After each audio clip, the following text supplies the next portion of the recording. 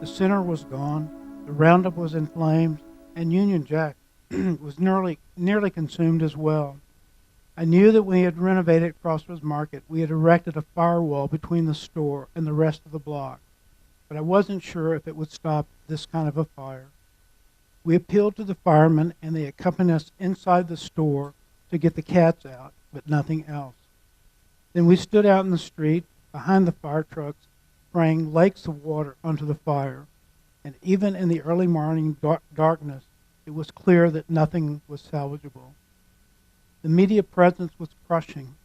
The fire had gone to 5 or 6 alarms, so almost every piece of firefighting equipment and personnel were either on Cedar Springs or behind it in the parking lot. TV trucks were everywhere. The fire chief said he thought the food pantry would survive, but the extreme pressure from the hoses had pushed everything around. And Bruce noted something last night that I forgot about. You know that the fire department is a little more than a block away from the center, yet the response time was quite lengthy. We'd faced loss before, but nothing like this. John and I stood there, helpless. I said, "We have to open." So he turned around and started to assemble the staff and volunteers who had gathered on the street. I called Bill and I said, "We're going to be open for business as usual."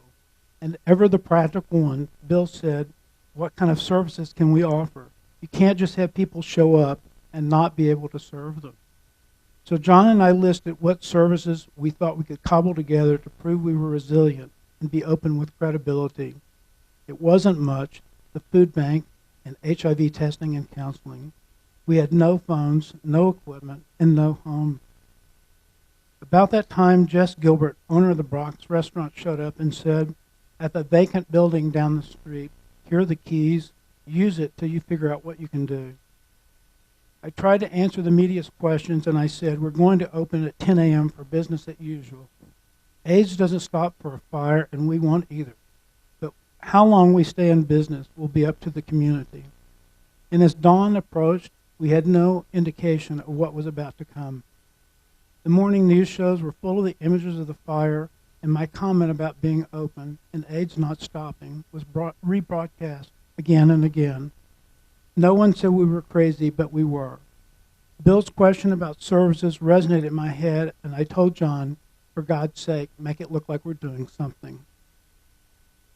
We took Jess up on his offer, and with hours, members of the Communications Workers of America arrived to install phone lines and a phone system. Karen Estes had called them. One burly telephone worker was standing in an empty office, and he said, "You know where the desk is going to go in this room?" And I said, "Take your pick. We don't have any desk." A couple of days later, I noticed that in each office, all 4 walls had telephone jacks. Board member George McDaniel called one of his clients, Frito-Lay, and right after noon, a tractor trailer of office furniture was being unloaded. Volunteers were arriving by the score, and Craig Hess engineered an army of people with hair dryers to dry out the few files in the front office and food bank that had not been destroyed. People dropped off checks and cash, and by the end of the day, we had collected close to $40,000, more money than our account had ever seen. The fire was a turning point in the Dallas community's embrace of the center and our work. What had begun as our worst day ended up being our finest hour